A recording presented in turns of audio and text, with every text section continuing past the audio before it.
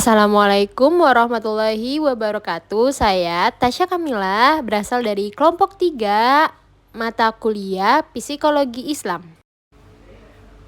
Halo, Assalamualaikum warahmatullahi wabarakatuh. Nama saya Ahmad Izzuddin dari kelompok 3 Psikologi Islam. Kami dari kelompok 3 mata kuliah Psikologi Islam dengan dosen pengampu Ibu Sarina Rulita, LC MSI.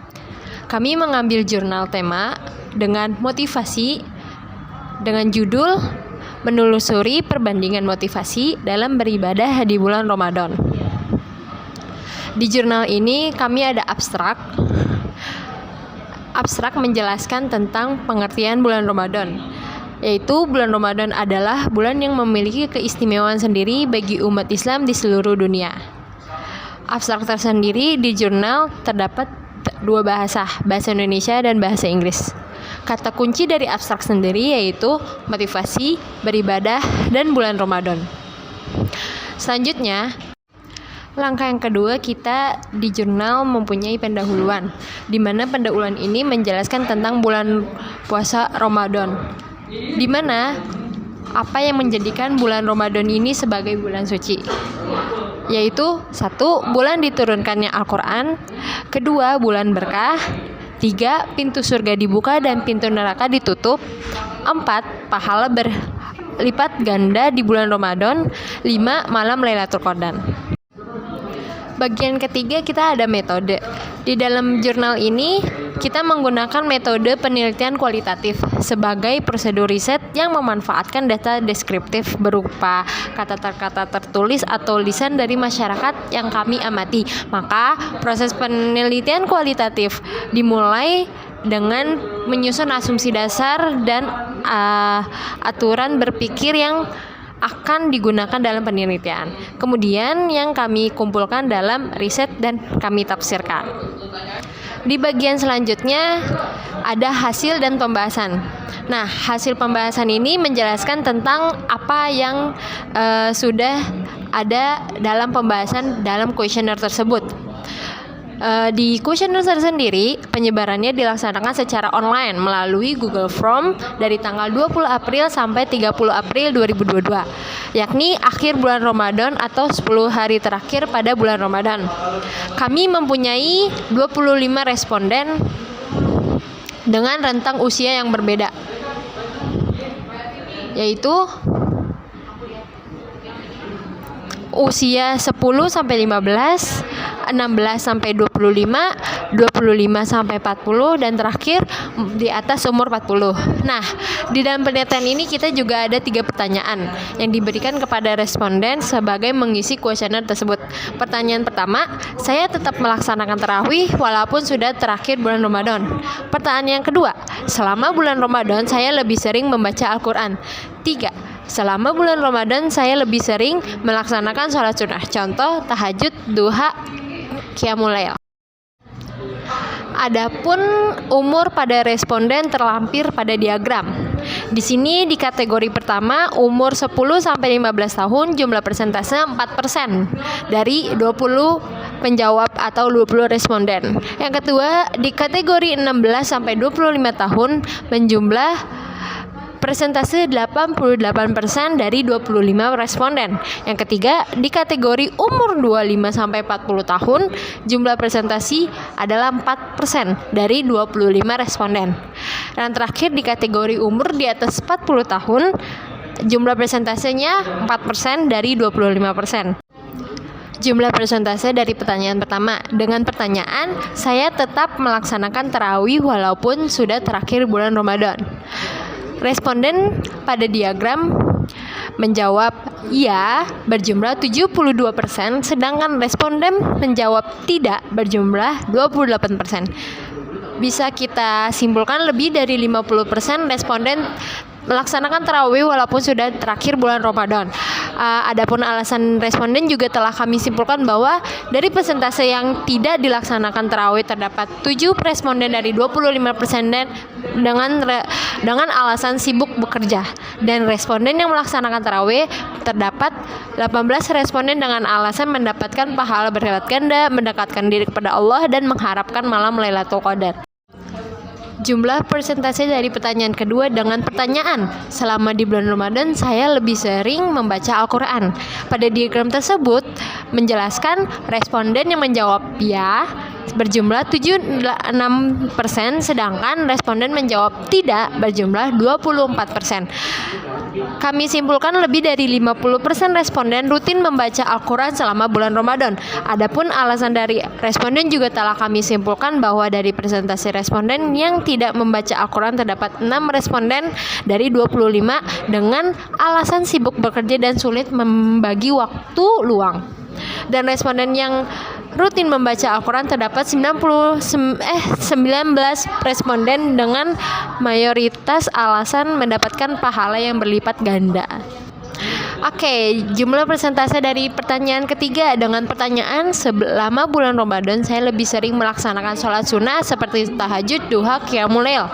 Pada diagram menjelaskan responden yang menjawab ya berjumlah 52%, sedangkan responden menjawab tidak berjumlah 48%. Nah, kami simpulkan 50% responden melakukan ibadah sunnah di dalam bulan Ramadan.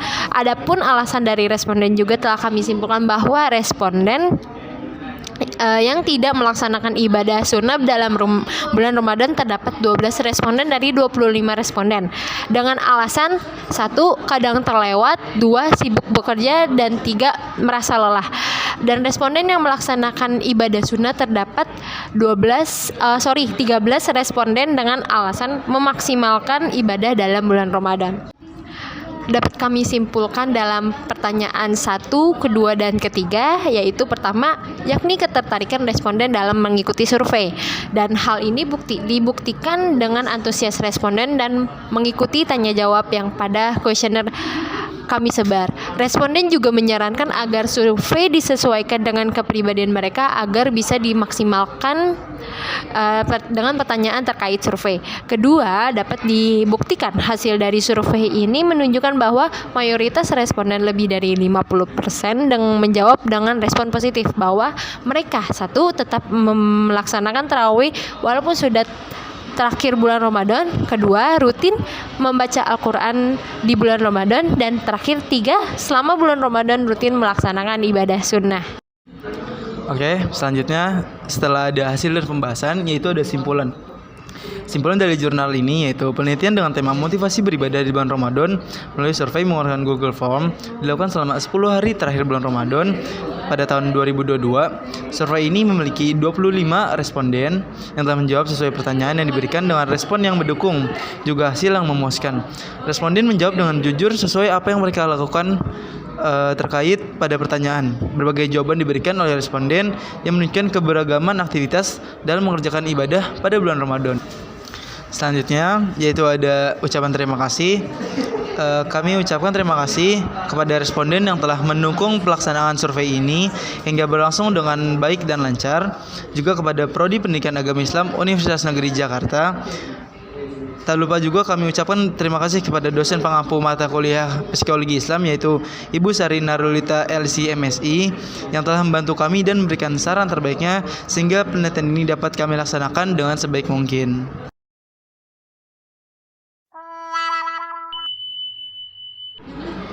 Baik, selanjutnya kami akan menjawab pertanyaan yang diajukan oleh dosen pengampu kami yaitu Ibu Sari Narulita.